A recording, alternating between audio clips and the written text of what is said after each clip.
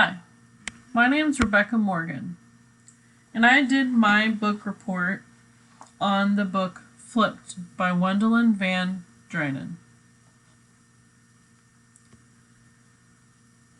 Some reasons why it fixed the criteria for a contemporary realistic fiction book is because, for one, how they take care of Julie's yard and how they take care of Julie's uncle. The values are love and family.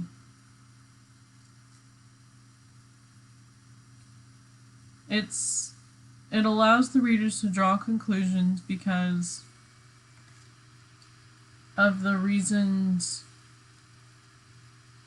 that it ends on Juliana thinking about meeting Bryce in a proper light. But it doesn't really say what happens after that, whether they get together, whether they become friends, whether they stay enemies. It doesn't really say. In the language, they use the word retarded as in handicapped. And they do use it once as a derogatory term, but not towards the mentally handicapped, but towards someone else. But it's not to bring shame. It's mainly to say that explains why someone is a certain way. It's not directly saying they are. And it brings up hope because they plant a sycamore tree in the end. And I'll explain why that's hopeful when I get to the sycamore slide. Juliana is a tomboy, so they break any stereotypes they have about women. It shows both sides of the story. It shows two different perspectives, Bryce Lasky's and Juliana Baker's. It's insightful because it shows you how to balance things and how to see people differently than your first glance at them. And it's enjoyment because it shows two different perspectives from two different kids.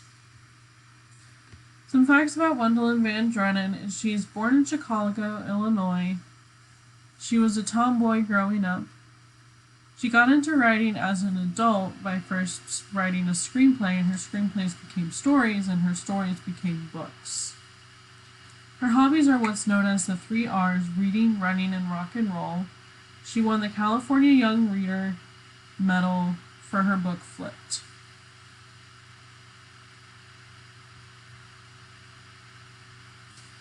Bryce Lasky is a follower because he always usually does what his friend Garrett says. He's also shy because he likes to avoid the spotlight and avoid the attention of Juliana. For years he seeks to avoid Juliana, and then close to the end he tries to kiss Juliana, spoiler alert, and he surprises her with something in the end. Juliana, on the other hand, is free-spirited and was high-strung when she was younger. She was a tomboy, just like our author. She's a nature lover. She loved the sycamore tree that they had. That was at the top of the hill in the neighborhood. It wasn't hers. She was obsessed over Bryce Lasky for years. That's why she was high-strung when she was younger. And then she sees Bryce for who he truly is. Now, the tree. This is a sycamore tree at the top of a hill in their neighborhood. And Juliana becomes fond of this tree and starts climbing it. I put Julie on there because she also goes by Julie, and that's how she spells it. And She begins to climb it every day before the bus comes at the bus stop to see how many blocks away the bus is from the bus stop, and then she climbs down. She loves it for its beautiful view from up there, and it gives her a sort of spark in her life. Juliana one day comes to find that there's construction workers by her tree, so she goes and climbs up it. And she urges her classmates to climb up it as well, but they don't. And so the construction workers try to get her down, and she stays there almost all day.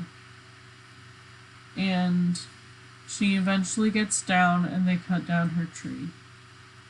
That's why I said earlier planting the sycamore tree was an essence of hope, because it was like bringing back what that sycamore tree brought to Juliana. They end up planting a sycamore tree in the end. Some quotes. This is from Chet, which is Bryce's grandfather, which lives with him and his family. Every once in a while you find someone who's iridescent, and once you do, nothing will compare. Somehow the silence seemed to connect us in a way like words never could. This is Juliana speaking about her father. They are in the car coming away from her mentally retarded, handicapped uncle, David. And they are in the car. Julie was different, but after all these years, that didn't bother me. I liked it. I liked her. This was Bryce Lowski. You can't see all of it because of the way Screen-O-Matic works. And it's one of my favorite quotes. But my absolute favorite quote comes from the end of the book. And it says, "Maybe my mother's right. Maybe there is more to Bryce Lowski than I know. Maybe it's time to meet him in the proper light." And the reason I really liked that is because these two have lived across from each other for years.